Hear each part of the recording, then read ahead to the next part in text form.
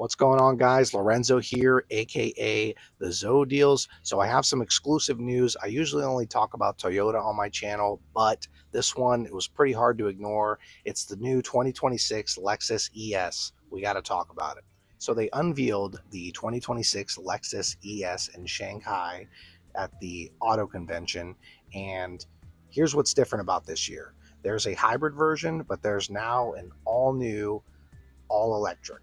One thing I found very interesting is that when Toyota actually unveiled the Toyota Camry, they came in all hybrid, but with the Lexus ES, they decided to actually put an all electric version, which is pretty interesting.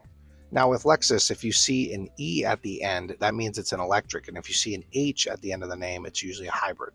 Now, there's going to be two electric versions. There's going to be a front-wheel drive and an all-wheel drive. Now, I was looking everywhere to find out what the capacity was going to be for the battery, and it looks like the only thing that Lexus said, and I'm actually going to read it right off of here, it said that they're going to have it claims that the ES350e will be able to travel 300 miles on a charge when fitted with 19-inch wheels. So now Lexus says that the inspiration for this ES came from the 2023 LFZC concept that they unveiled just last or 2 years ago.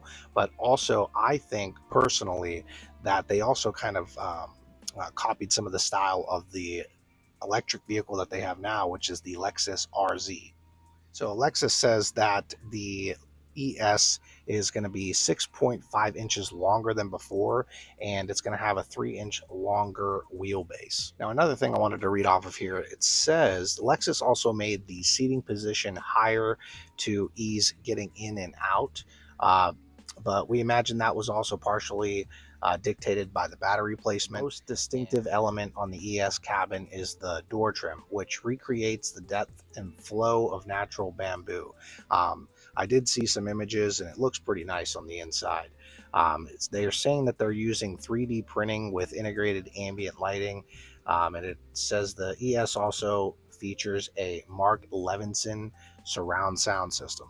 Now inside, you're going to have the 12.3-inch digital gauge cluster, and it's going to come with the 14-inch audio multimedia, and of course you're going to get wireless CarPlay, Android Auto. But Lexus also says that they built in a voice assistant that's actually more responsive than before. Something I found very interesting about the new Lexus ES, they said that it's going to come, for the first time in North America, it's going to come with the executive package, which gives you rear seats with passenger side ottomans, a massage function for the rear outboard seats, and heated and ventilated across the rear seats. So let's quickly talk about the design, because there's been a lot of people that there's been a lot of controversy when it comes to the new body style and them not having a gas version.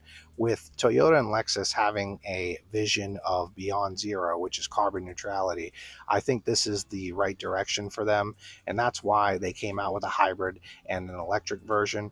Again, the Toyota Camry is now all hybrid. There is not a gas model. I know some people are not too happy about that, but you got to keep in mind this is the vision that Toyota and Lexus have for the future. I think this new design is pretty sharp. It's more modern. Even when you look at the interior, it doesn't seem to be overcomplicated. It looks simple, but it looks futuristic. And that's just, what the current generation of vehicles are looking like and what people want. So guys, this is the first ever Lexus to be mainstreamed as a dual platform vehicle.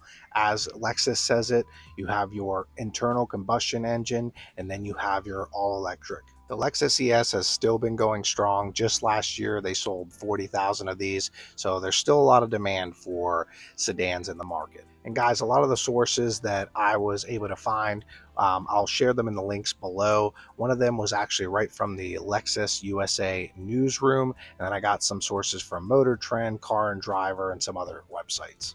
There's a lot more information that I could have covered, but I had to cut this video a little bit shorter. If you guys have any questions about the Lexus ES, reach out to me or check out the links below, and make sure to follow me or share my content if you like this video. Also, guys, I do have an exclusive newsletter that I send to all my customers, and lately I've been kind of sharing a little bit more of Lexus information as well as Toyota information in my newsletters. You can go right to thezodeals.com and subscribe to my newsletter.